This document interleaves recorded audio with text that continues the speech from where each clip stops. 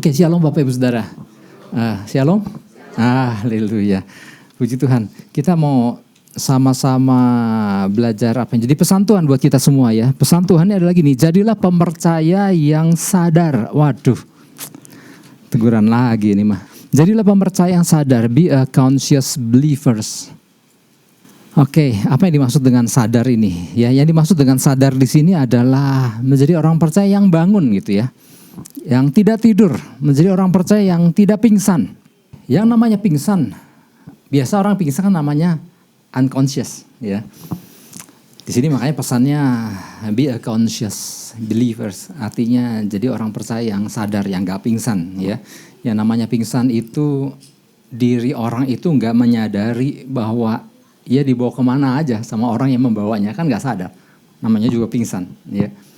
Beberapa kali bukan sekali atau dua kali saya pernah membawa orang-orang pingsan ya, karena beberapa penyebab tentunya. Dan orang itu baru menyadari setelah dia ada di rumah sakit. Ya kan? Kenapa? Karena sepanjang dari sejak terjadinya nggak sadar sampai tiba di rumah sakit baru sadar ya. Jadi orang yang namanya pingsan itu nggak sadar apa yang sedang terjadi ya. Artinya sejak orang itu, biasanya gini, orang pingsan dari sejak kehilangan kesadarannya hingga ia dipapah, hingga dia dinaikkan ke dalam mobil, ke atas kendaraan, dan kemudian tiba di rumah sakit dan berada di atas ranjang. Nah, sepanjang periode rentang waktu dari sejak nggak sadar ya, dia sama sekali nggak tahu apa yang terjadi ya, atas dirinya dan atas berbagai hal ya. Nah, kadang yang disebut orang nggak sadar atau unconscious itu nggak selalu dalam keadaan tertidur, Bapak Ibu Saudara. Orang juga bisa dalam keadaan seperti layaknya orang seperti orang sadar tapi sebetulnya dirinya nggak sadar. Ya. Ingatlah dulu masa-masa kuliah kan, kadang saya memapah teman yang mabok gitu ya. Tidur nggak tidur, cuma nggak sadar aja. Tiba-tiba udah sampai ke apartemennya, iya kok udah, bahkan kadang-kadang sadar udah pagi, ya kok di sini gitu ya. Nah atas dasar penjelasan ini Bapak Ibu Saudara, kita akan mulai membahas seperti apa yang dimaksud dengan orang percaya yang tidak dalam keadaan conscious atau sadar. Seperti apa sih ya. Mungkin ini adalah sebuah pesan pembekalan Bapak Ibu Saudara ya, agar orang percaya lebih berhati-hati di hari-hari ke depan. Ya. Ya kalau berdasarkan kalender kan kita sebetulnya ada di dalam minggu ke-3 atau menjelang minggu ke-4 di bulan Desember kan. Artinya ada hari-hari ke depan di tahun yang baru. Nah mungkin ini berbicara bagaimana Tuhan mau orang-orang percaya, yuk jangan menjadi orang percaya yang enggak conscious, yang enggak sadar ya akan apa yang Tuhan mau lakukan ya. Nah, saya mau ajak kita buka ayat yang mendasari dari pesan ini dari Lukas 24. Lukas 24 ayat 18. Saya percaya bahwa ayat ini sudah sangat sering kita dengar ya. Saya mau ajak kita baca sama-sama ya. 1, 2, 3. Seorang dari mereka namanya Kleopas menjawabnya, adakah engkau satu-satunya orang asing di Yerusalem yang tidak tahu apa yang terjadi di situ pada hari-hari belakangan ini? Ya, dari kisah ini, dari ayat ini kita tahu ini kisah tentang 2 murid Yesus yang kecewa karena mereka menyangka bahwa Yesus yang adalah gurunya kok ditangkap, kok mati, dan menjelang hari ketiga, di mana Yesus berkata, aku bangkit pada hari ketiga, justru di hari ketiga dia pulang ke kampung halaman, percumalah, bangkit, udah hari ketiga ini gak terjadi apa-apa, maka mereka memutuskan 2 orang ini pulang ke kampung halaman mereka di Emmaus. Ya. Ini menarik sekali Bapak Ibu Saudara, ya. Bahkan di bulan Desember membahas tentang kebangkitan Yesus. Pak, ini kan mestinya bahas tentang kelahiran Yesus. Yang gak tahu, yang namanya pesan Tuhan kan gak bisa diatur Bapak Ibu Saudara. Ya. 2 murid ini justru pulang menuju Emmaus ke kampung halamannya di hari kebangkitan Yesus. Ya. Nah Bapak Ibu Saudara, mari perhatikan percakapan ini. Sebetulnya siapa yang berada dalam keadaan tidak sadar nih Bapak Ibu Saudara? Yesus kah? Kan muridnya nanya. Sama Yesus, nanya kepada Yesus, adakah engkau satu-satunya orang asing di Yerusalem yang tidak tahu apa yang terjadi di situ pada hari-hari belakangan ini? Pertanyaannya gini, Yesuskah yang gak sadar atau 2 murid itu yang gak sadar? Nah, coba kita cek ya. Ya betul sih, dua murid itu ternyata adalah pihak yang sebetulnya nggak sadar. Dia nanya, adakah engkau satu-satunya orang asing nggak tahu apa yang terjadi di situ pada hari-hari belakang ini? Padahal dia, dua murid itu yang nggak tahu apa yang terjadi di hari-hari itu. Nah, Bapak Ibu Saudara, dari percakapan antara Yesus dengan kedua murid itu kita dapat mengambil kesimpulan bahwa ternyata dari dua orang murid ini mereka yang nggak sadar. Nggak sadar dalam hal apa? Yang pertama, ya minimal ada 4 hal nih. Yang pertama, tidak menyadari tentang kehadiran Yesus. Kita lihat ayat 16. Ayat 16 jelas di sini dikatakan, tetapi ada sesuatu yang menghalangi mata mereka sehingga mereka tidak dapat mengenal Dia. Jadi pada waktu dua orang murid ini sedang dalam perjalanan menuju Emmaus, kan Yesus di hari kebangkitannya, salah satu yang dilakukan Yesus adalah menghampiri kedua murid itu. Dan kemudian Yesus seolah-olah ikut nimbrung di dalam perjalanan di mana dua murid itu sebetulnya sedang bercakap-cakap. Yesus nimbrung di situ, ya. Bayangkan Bapak Ibu Saudara, murid-murid Yesus yang sebelum Yesus ditangkap 3 hari yang lalu minimal masih bersama-sama dengan Yesus. Ini memang di luar dari kelompok yang 12, tetapi kan di situ murid Yesus kan gak cuma 12. Mereka sangat tahu siapa Yesus, mereka sangat kenal wajah Yesus, ya. Kan aneh ketika di hari itu justru mereka gak mengenali. Ya memang ada penjelasan sih, ya salah satu penjelasannya adalah Yesus di hari kebangkitannya Yesus sudah mengenakan tubuh kemuliaan. Ya, dia dalam keadaan yang prima. Sebaliknya, kedua murid itu dalam keadaan yang kecewa. Akhirnya guru kita juga mati juga. Emmaus adalah kecewa, Emmaus adalah berbicara putus asa. Di dalam keadaan yang sangat lemah, yang sangat rendah. Jelas sekali mereka gak bisa mengenali sosok Yesus. Tetapi kan minimal seenggak-enggaknya kan yang sudah sekian lama, ya harusnya kan. Ya. Nah Bapak Ibu Saudara, apakah ada orang masa kini, orang percaya masa kini yang juga tidak menyadari akan kehadiran Yesus di tengah-tengah mereka? Ada gak kira-kira? Ada, ya banyak. Ya. Yesus hadir di tengah-tengah orang-orang percaya, tapi tidak menyadarinya. Benar gak? Kita sering dengar gak? Ada orang percaya, aduh saya mah khawatir, aduh takut, aduh ya takut gitu ya. Nah itu gimana? Dia tahu gak Yesus ada di tengah-tengah umatnya? Tahu kan, mestinya kalau tahu, mestinya kan gak jadi khawatir. Ada gak orang percaya yang udah menyadari sih, mestinya gak menyadari, ya kelihatannya gak menyadari. Dia melakukan satu kejahatan yang gak seharusnya dia lakukan. Ya.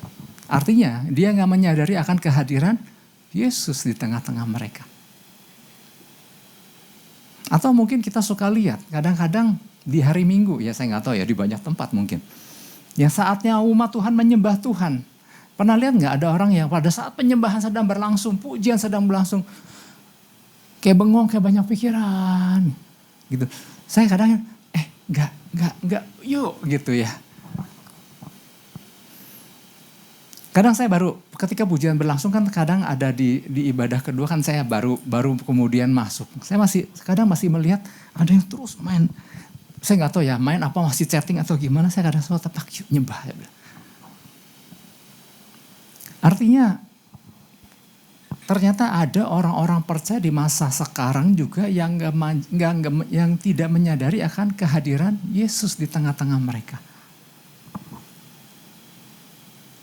Ya kalau dulu di zaman perjanjian baru kan ada murid Elisa yang tidak menyadari kehadiran Tuhan kan. Makanya Tuanku dia bilang kepada Elisa, kita dikepung oleh Aram gitu. Maka dia doa supaya minta mata si bujangnya itu dicerlikan. Dan dia melihat betapa kehadiran bala tentara sorgawi yang begitu luar biasa. Seandainya ya kita diberikan kesempatan untuk melihat apa yang terjadi di alam spiritual, Bapak Ibu. Yang namanya kehadiran Tuhan yang luar biasa. Hanya karena enggak melihat, jangan berkata enggak ada Tuhan. Itulah butuhnya apa namanya? Iman. Enggak lihat tapi tetap percaya. Ya. Jadi kadang sosok dua murid yang ke Emmaus itu bukan hanya terjadi di masa itu, juga itu bisa terjadi di masa sekarang yang dimana orang percaya tidak menyadari kehadiran Tuhan. Itu yang pertama.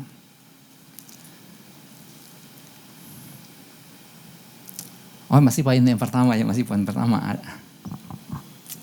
Yang tidak menyadari kehadiran Tuhan, bahkan di acara ini kan Natal ya, jadi ada sedikit tema-tema Natal. Bahkan gak sedikit kan, kalau kita lihat ya di banyak berita ya, di grup-grup lah gitu ya. Sering lihat kan, sosok di Natal, sosok yang sering muncul, ya menjadi saingan Yesus siapa? Kita mah kayak gak pernah lihat, ya betul sih, kita mah gak ada. Tapi kan gak sedikit Bapak Ibu Saudara. Yang namanya topi Santa dan lain-lain ya, itu ikut menghiasi, menyemarakan perayaan Natal di banyak gereja. Sekarang pertanyaannya gini, siapa sih Sinterklas itu? Sampai ada meme kan, anak kecil bertanya, where is Santa Claus in the Bible? Di mana Sinterklas itu di Alkitab? Kan gak ada gitu. Jadi orang lebih menyadari akan kehadiran sosok itu. Jadi sehingga gini, Natal adalah tentang hadiah dan Natal adalah tentang hadiah dari Sinterklas. Tidak menyadari kehadiran Yesus di tengah-tengah umatnya. Itu yang pertama. Nah, baru yang pertama udah galak gini ya. Oke, yang kedua Bapak Ibu Saudara. Murid-murid yang tidak menyadari, yang unconscious adalah tahu siapa Yesus secara mendasar, tapi tidak tahu rancangannya. Ini juga dialami oleh dua murid ini. Dia tahu gak sih Yesus siapa, seperti apa, betapa dahsyatnya. Dia tahu, mereka tahu. Lukas 24 ayat 19. Banyak orang percaya yang tahu siapa Yesus, betapa luar biasanya Yesus. Ayat 19. Katanya kepada mereka, apakah itu? Jawab mereka. Ya. Apa yang terjadi dengan Yesus orang Nazaret? Dia adalah seorang nabi yang berkuasa dalam pekerjaan dan perkataan di hadapan Allah dan di depan seluruh bangsa kami. Dia tahu gak tentang kehebatan Yesus? Dia tahu. Hanya kemudian di ayat 21. Padahal kami dulu mengharapkan bahwa dialah yang datang untuk membebaskan bangsa Israel. Tetapi semenjak itu telah lewat 3 hari sejak semuanya itu terjadi. Dia tahu tentang, wow luar biasa ini Yesus, ini bukan pribadi sembarangan ini luar biasa. Kan banyak orang percaya tahu siapa Yesus. Tapi tahu gak rancangan Yesus, tahu gak rencananya Tuhan. Tahu gak rancangannya kerajaan surga? Sehingga sama seperti kedua murid tadi, Emmaus kan. Dia pikir Yesus datang untuk membebaskan Israel dari penjajahan Romawi. Ternyata ya ditangkap. Ya mati. Udah pulang gitu. Kenapa? Mereka tidak menyadari bahwa dia adalah Allah yang turun ke dunia untuk menebus manusia dari dosa lewat kematian di kayu salib. Gak tahu apa rancangannya, apa tujuan keberadaan Yesus. Padahal Yesus sudah sering bicarakan sama murid-murid. Yang dia tahu adalah dia berharap, nah inilah yang jadi masalah. Dia punya ekspektasi. Dia berharap keberadaan Yesus, kehadiran Yesus akan mengusir penjajahan Romawi dari Israel. Tapi ternyata kan enggak. Ya kecewa lah. Makanya enggak heran mereka pulang. Karena apa? Ada ekspektasi yang salah. Tahu Yesus secara mendasar. Tapi tidak tahu rancangannya. Ada enggak orang percaya kayak gitu di masa sekarang? Ada. Ya. Tahu Yesus, aduh kalau bicara tentang Yesus luar biasa. Apalagi kalau kuis tentang Yesus, wah semua dijawab. Tapi tahu enggak rancangan Yesus di dalam kehidupannya? Ada kadang-kadang yang miss di sini. Buat apa sih aku hidup gitu ya kadang-kadang. Nah dia kan berarti gak tahu tujuan. Kenapa dia dipilih sama Tuhan, dilahirkan kembali dalam Kristus. Ya. Aku mah agak tawar hati nih karena pergumulanku tuh tidak dipedulikan sama Tuhan gitu. Apa yang dia pikirkan? Dia berpikir Yesus hadir untuk urusan dia. Bukan Bapak Ibu Saudara.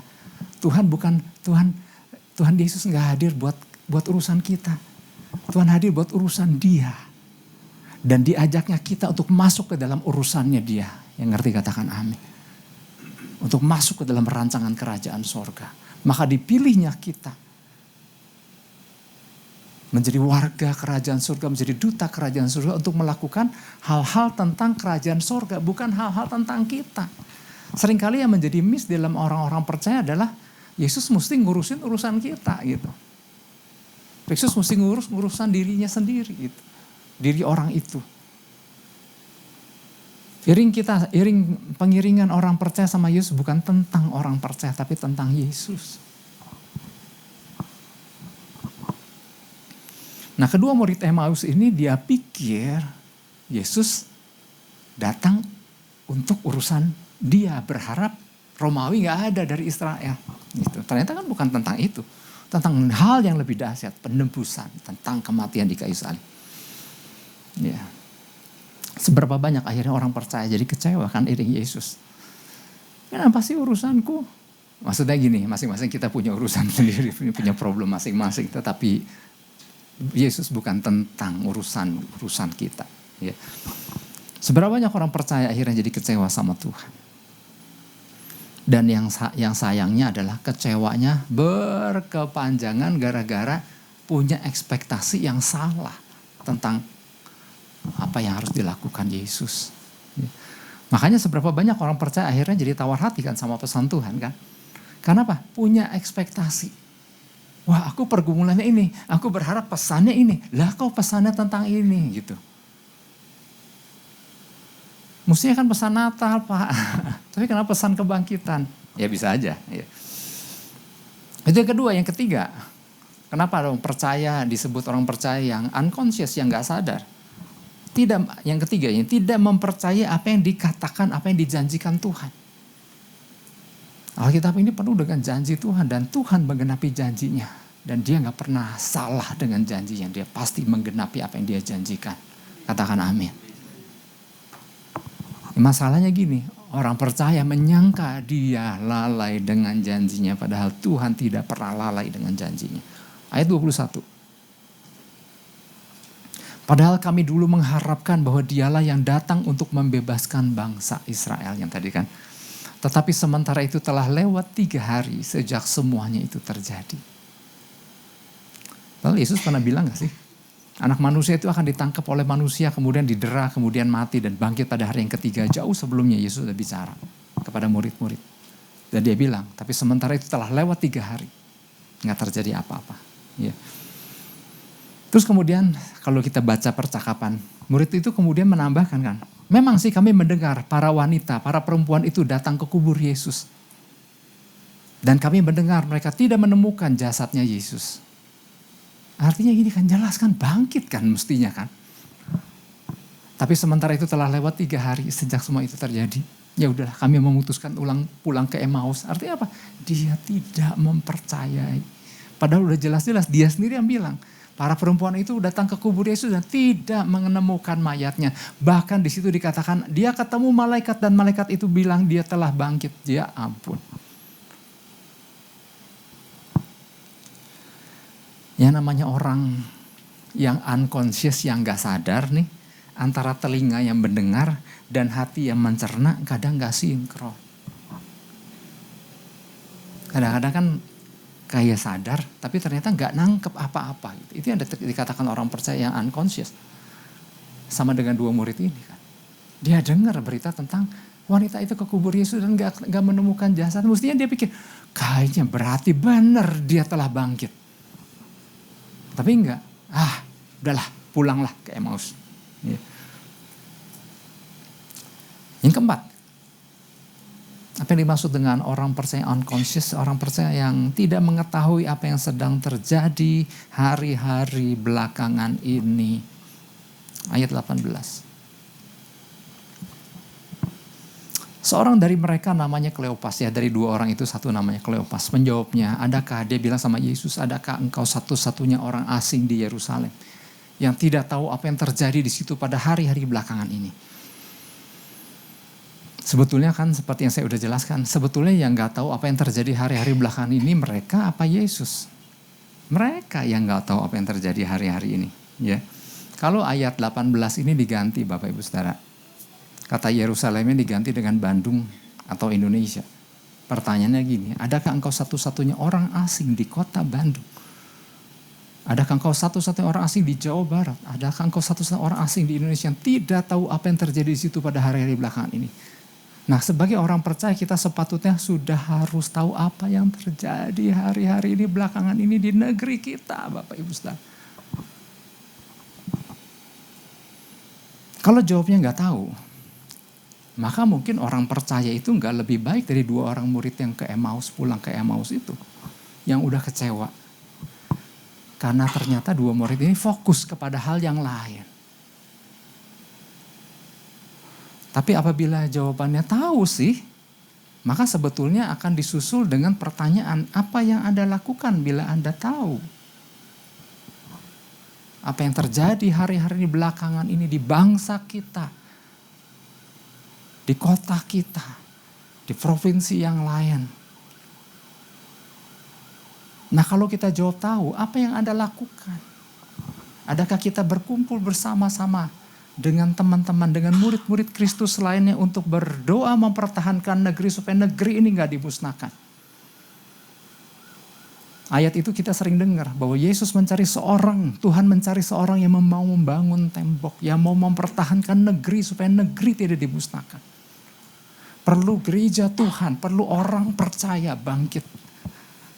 Karena punya beban buat bangsanya. Pada hari Sabtu kemarin ada seorang yang baru datang di doa syafaat dan wow, ini luar biasa. Banyak hal yang baru diketahui tentang apa yang terjadi di negeri kita, di kota kita.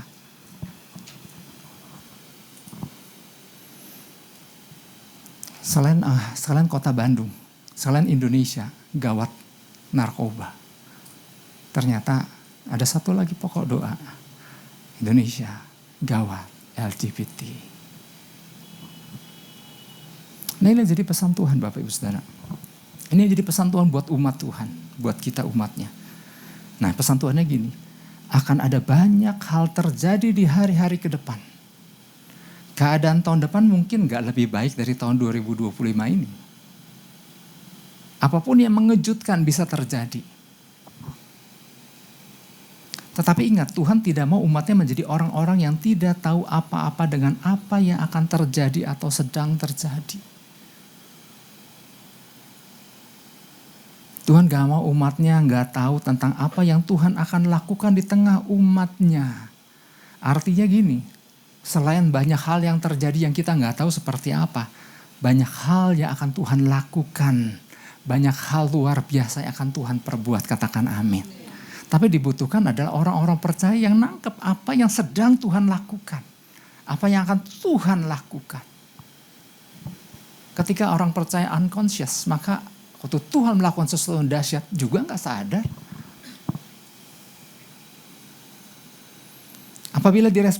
Apabila si orang-orang percaya ini meresponinya sebagai orang percaya yang 2 orang murid Emmaus itu. Yang tidak menyadari apa yang Tuhan sedang lakukan, maka sayang sekali. Maka lewat begitu saja. Ya. Maka orang percaya akan kehilangan banyak hal.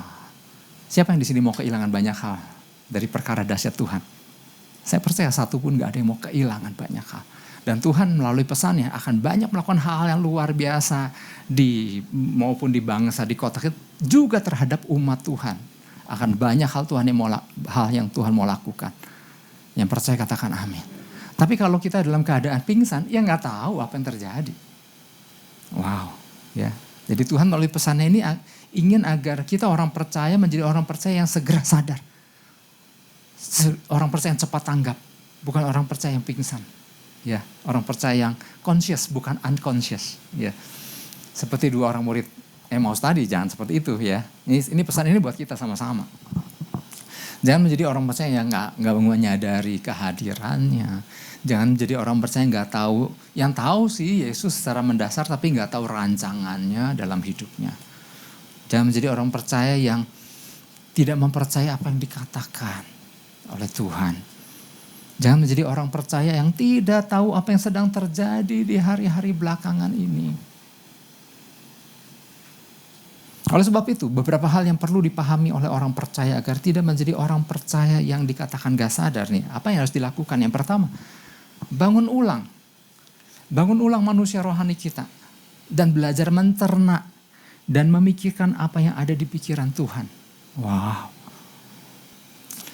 Lukas 24 ayat 25. Kalau baca Lukas 24 ayat 25, ini bukan saya yang kasar ya, Alkitab yang bilang begitu.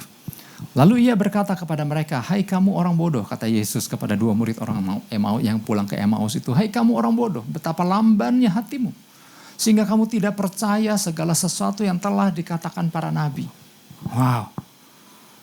Jelas apa yang diucapkan oleh Yesus di hari kebangkitannya tersebut. Ini mencerminkan bahwa ternyata kayaknya Yesus agak gergetan sih, ya, dengan sikap dua orang murid tadi, ya. Karena seharusnya bukan waktunya lagi kan, mereka masih memiliki cara berpikir yang demikian, cara mencerna keadaan dengan cara seperti itu. Udah bukan waktunya lagi. Usia jasmani mungkin boleh bertambah, tetapi usia rohani kan seharusnya harus jauh lebih dewasa. Jadi usia manusia rohani dengan manusia jasmani itu nggak selalu berjalan beriring. Kedewasaan rohani seseorang tuh bisa jauh melampaui usia yang seharusnya usia jasmaninya. Mungkin gregetnya Yesus itu seperti kalau orang tua, mungkin ya kita pernah mengalami masing-masing waktu ngajarin anak, tapi ya enggak mungkin ya. Enggak lah, anak-anak kita mah pintar-pintar. Pernah ngajarin anak, nak, perkalian anak ya, 1 kali 1 berapa? 1. 1 kali 2? 2. 1 kali 3? 3. 1 kali 4? Nah kalau udah contohnya 1 kali 1, 1 kali 2, 2, 1 kali 3, 3.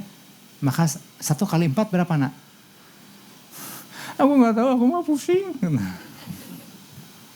Nah mundur lagi mamanya. 1 kali 1 berapa nak? Aku gak tahu mah gitu ya. Nah kadang-kadang orang tua denger. Nih mama punya lidih nih 1. Ini nah. Kayaknya Yesus terhadap murid 2 Emaus gitu. Hai kamu orang bodoh, betapa lambannya hatimu. Ya. Nah bayangkan Bapak Ibu Saudara, Yesus sampai mengatakan betapa kedua murid itu bersikap begitu bodoh, anoetos. Anoetos artinya bodoh benarnya. Tapi ditambah dengan betapa lambannya. Ternyata kata lamban itu adalah bradus. Bradus tuh artinya menarik ya ternyata ya. Kadang-kadang ya waktu menerima pesan Tuhan kadang-kadang iya. Lamban itu bradus artinya inactive mind. Ya, pikiran yang gak aktif bekerja. Kayak orang pingsan. Kadang-kadang menarik sekali waktu Tuhan berpesan. Bradus itu inactive mind. Yuk bangunkan itu pikiranmu. Tapi di sini katakan betapa lambannya hatimu. Jadi bukan soal pikirannya tapi hati. Si inner man kita, manusia rohani kita. Gak boleh tidur, harus aktif. Bapak Ibu Saudara, hati atau manusia rohani, ini adalah dikatakan diamsalkan, ini pusat kehidupan. Ini hati ini, manusia rohani ini dahsyat loh Bapak Ibu Saudara. Dia pusat kehidupan seharusnya menjadi sarana bagi pemikiran. Sarana buat passion, kalau orang punya passion itu timbulnya dari hati. Hasrat. Ini hati ini adalah pusat kehidupan yang di dalamnya ada desire, keinginan, kerinduan. Terus di dalamnya hati ini manusia rohani ini ada appetite. Appetite ini bukan soal nafsu makan aja, tetapi appetite ini bicara soal minat dan kerinduan. Hasrat mencari Tuhan tuh dari ini, punya appetite, punya desire, keinginan. Hati sebagai pusat kehidupan ini punya affection. Affection adalah kasih sayang. Waduh ini kalau diaktifasikan dahsyat ini hati ini. Kemudian punya understanding. Meskipun orang itu gak menjelaskan panjang lebar, kok kita ngerti keseluruhan maksudnya, niatnya. Understanding atau pemahaman dan purpose. Menangkap tujuan. Divine purpose, tujuan ilahi. Itu ditangkapnya dari inner man si hati ini. Makanya kalau betapa lambannya, betapa inaktif. Bukan hanya pemikiran tapi inaktif hatimu. Inactive heart. Bayangkan Bapak Ibu Saudara. Itu yang kedahsyatan, kemampuan yang bisa diserap hati itu.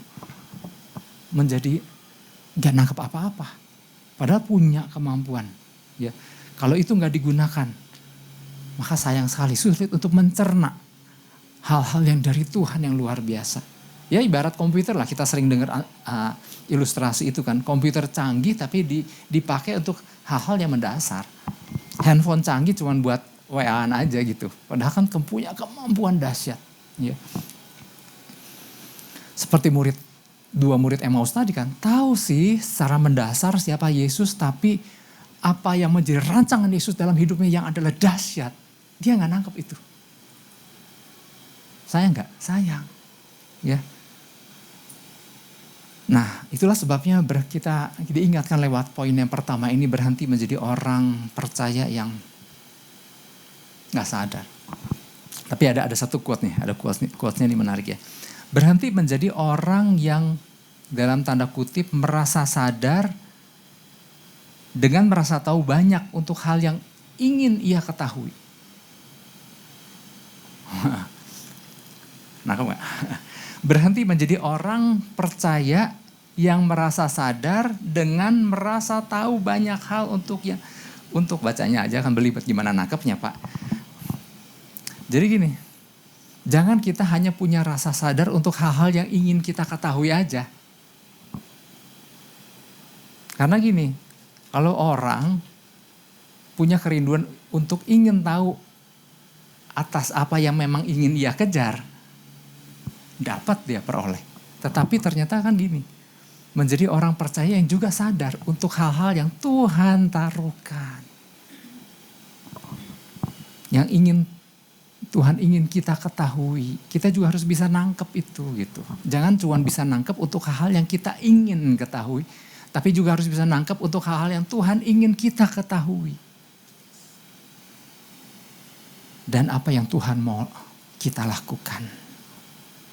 Karena wadahnya tuh udah ada, kemampuan si hati itu dahsyat.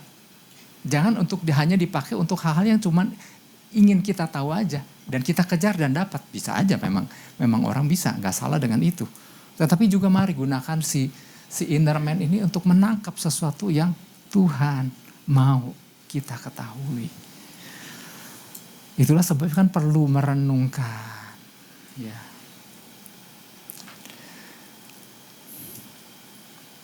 Jadi lewat hati yang luar biasa yang kita miliki, jangan hanya dipakai untuk ngejar ambisi kita, tapi gunakan untuk menangkap maksud Tuhan dalam hidup kita.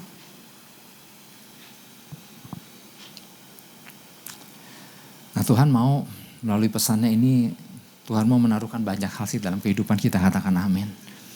Maka dari kita belajar untuk nangkep, belajar untuk mencernanya, lalu belajar untuk mengaplikasikannya.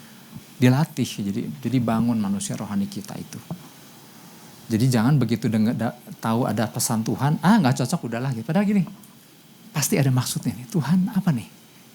Direnung, dicerna, kemudian lihat pesan Tuhan minggu lalu. Iya nih, ini ada kaitan nih. Ini ada maksud Tuhan, nangkep gitu.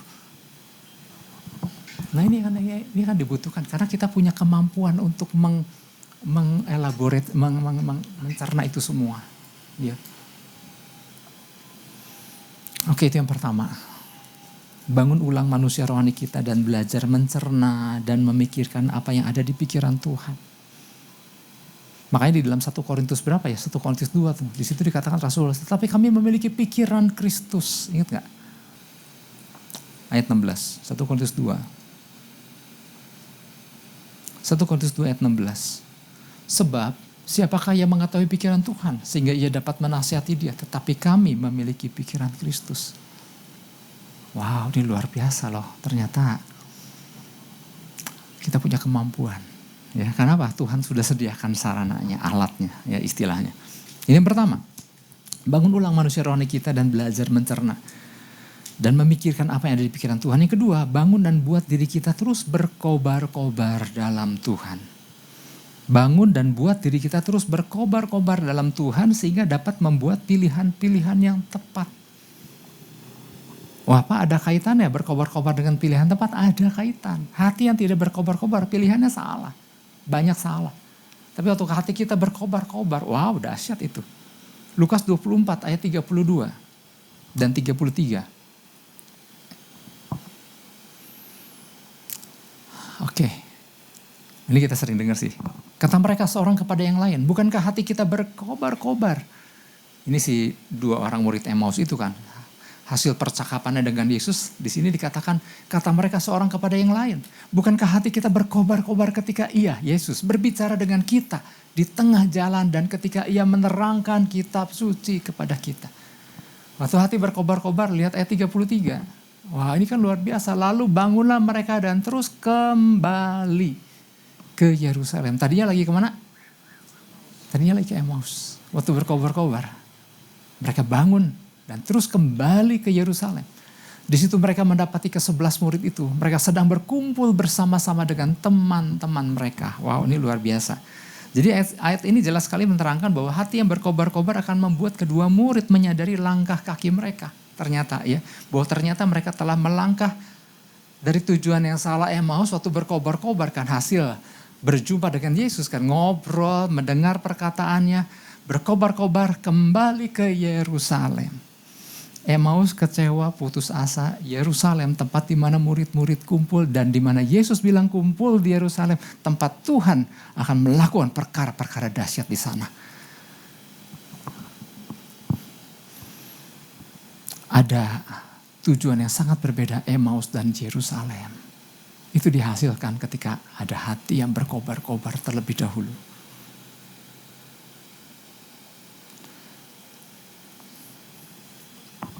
Dari peristiwa ini kita dapat belajar sesuatu bahwa menjaga api tetap menyala itu nggak mudah. Hati yang padam kobarannya akan membuat manusia rohani daripada orang tersebut akan mudah untuk jatuh tertidur. Kalau nggak berkobar-kobar, membuat orang percaya mudah ngantuk rohaninya. Ini dikatakan menjadi orang percaya yang unconscious, yang nggak sadar, yang tertidur. Di zaman dulu saya sering juga menyampaikan ini, kitab di imamat yang gak usah dibuka lah. Imam-imam zaman dulu perjanjian baru kan setiap hari 24 jam. Pagi, petang mereka terus menaruhkan kayu demi kayu demi kayu ke atas mezbah supaya api tetap menyala.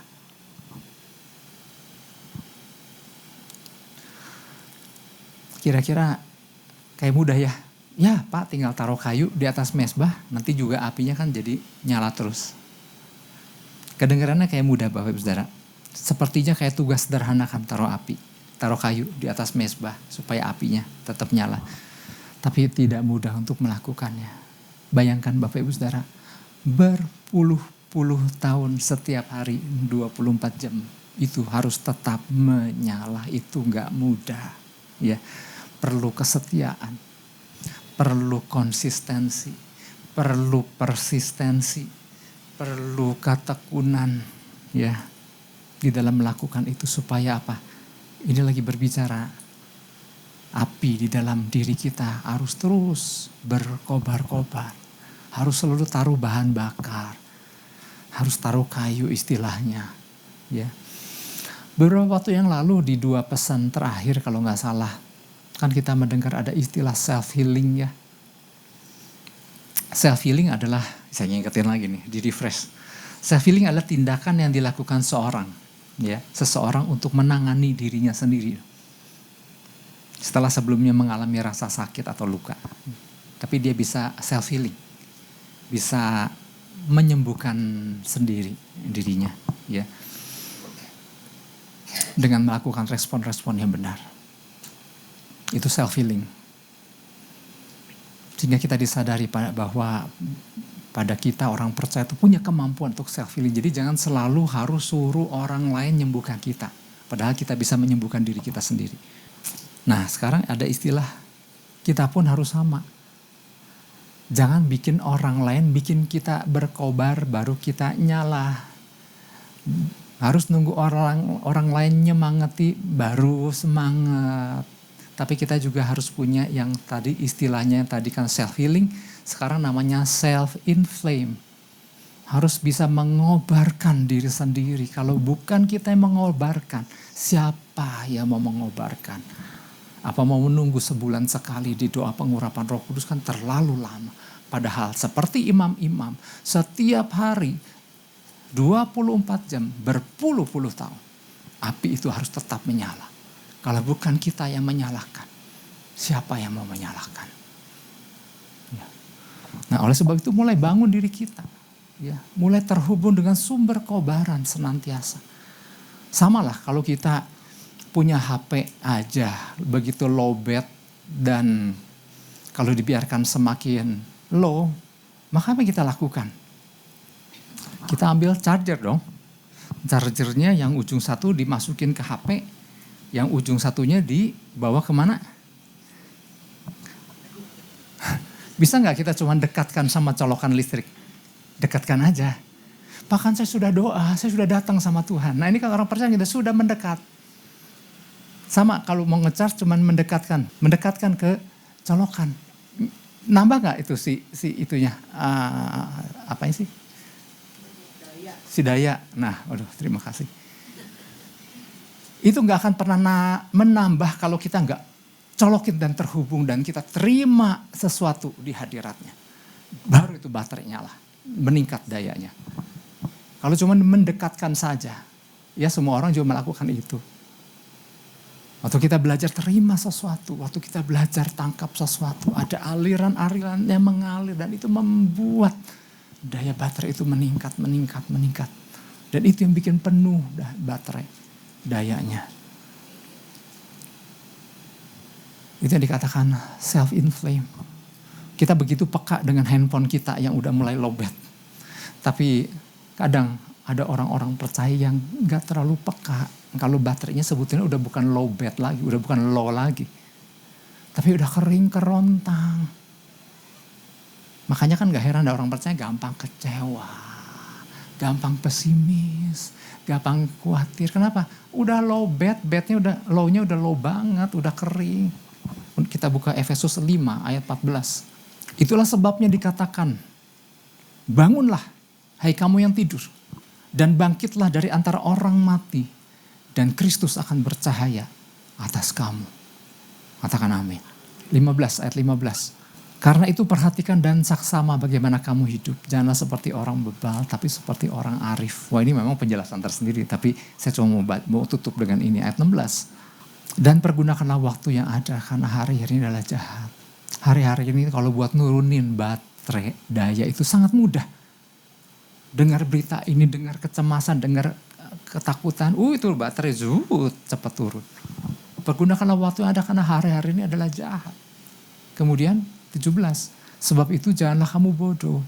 Tapi usahakanlah supaya kamu mengerti kehendak Tuhan. Nah ini hati yang Tuhan udah sediakan ini punya kemampuan untuk tangkap itu, untuk nyerap itu. Usahakanlah supaya kamu mengerti kehendak Tuhan.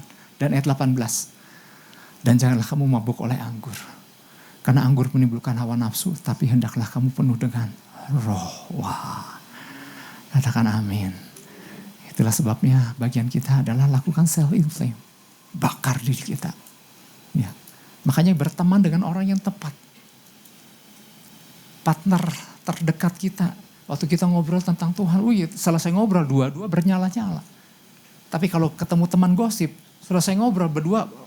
Lowbatnya tuh makin low dan kering kerontang. Apa ngomongin orang. Soal benci sama orang lah. Soal gak suka sama orang. Baterai habis itu. Jangan pakai untuk hari-hari kita dengan perkara-perkara itu. Tapi inilah saatnya kita dalam keadaan penuh dan berkobar-kobar dan bernyala-nyala. Maka kita akan mudah menangkap apa yang jadi maksud Tuhan. Katakan amin. Yang mau berkatakan amin dan beri tepuk tangan buat Tuhan Yesus. Haleluya, haleluya.